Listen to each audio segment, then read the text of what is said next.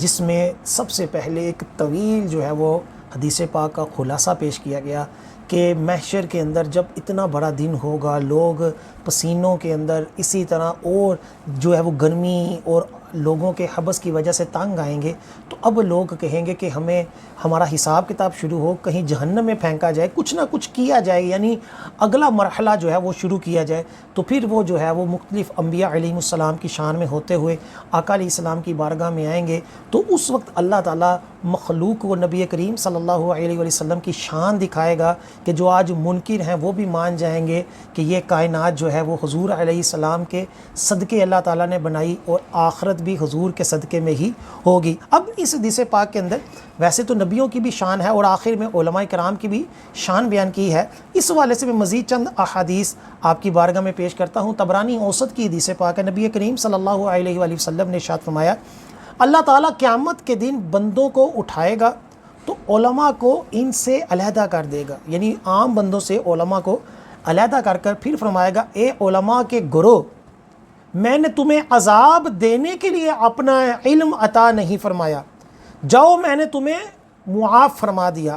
ایک اور حدیث پاک ہے الترغیب و ترہیب کی، اس کے اندر نبی کریم صلی اللہ علیہ وآلہ وسلم نے ارشاد فرمایا کہ قیامت کے دن عالم اور عبادت گزار کو اٹھایا جائے گا تو عابد سے کہا جائے گا کہ جنت میں داخل ہو جاؤ، جبکہ عالم سے کہا جائے گا کہ جب تک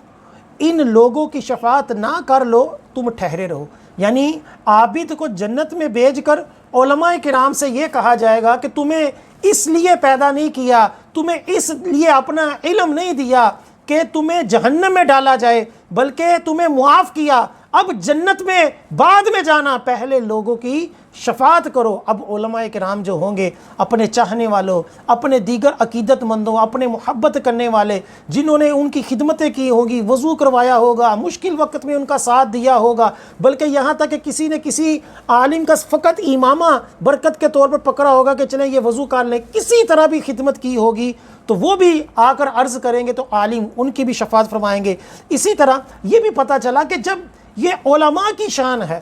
تو صحابہ کی شان کیا ہوگی، اولیاء کرام کی شان کیا ہوگی، اہل بیت کی شان کیا ہوگی۔ لہٰذا آج ہم جن اولیاء کرام کے ساتھ اپنی نسبتیں قائم رکھتے ہیں، ان کی بارگاہ میں ایصال ثواب کے نذرانے پیش کرتے ہیں، تو ہم بھی غوث پاک کی بارگاہ میں جائیں گے اور ان سے عرض کریں گے کہ ہم بھی آپ کی 11ویں منانے والے تھے، آپ کی بارگاہ میں ایصال ثواب کے تحفے بھیجنے والے تھے، حضور داتا گنج بخش رحمۃ اللہ علیہ، خواجہ معین الدین چشتی رحمۃ اللہ علیہ کی بارگاہ میں بھی ہم حاضری دیں گے اور ہم گناہ گار ان سے بھی سفارش کا سوال کریں گے۔ اب یہ بھی پتہ چلا کہ یہ یاد رکھیے گا کہ جو اولیاء کرام ہوتے ہیں یہ ہر صورت عالم دین ہوتے ہیں۔ یہ جعلی پیر جو علماء کرام کے اوپر تان کرتے ہیں، یہ اپنی جہالت کو چھپانے کے لیے علماء کی توہین کرتے ہیں، ورنہ جو صحیح عالم ہوتا ہے، جو صحیح ولی ہوتا ہے، علماء کرام نے اپنی کتابوں میں لکھا ہے کہ اللہ تعالیٰ کبھی کسی جاہل کو اپنا ولی نہیں بناتا،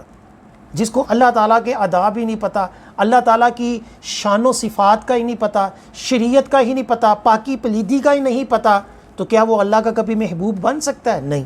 اللہ تعالیٰ کبھی کسی جاہل کو اپنا ولی نہیں بناتا۔ اور علماء فرماتے ہیں اگر بنا لے، یعنی